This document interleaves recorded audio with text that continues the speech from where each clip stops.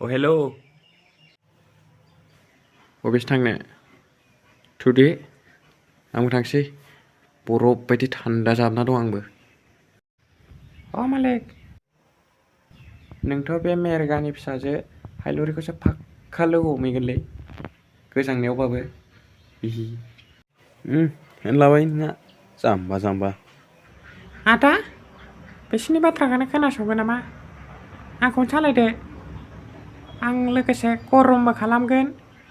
आरो देहानिबो प्रेक्टिस जागोन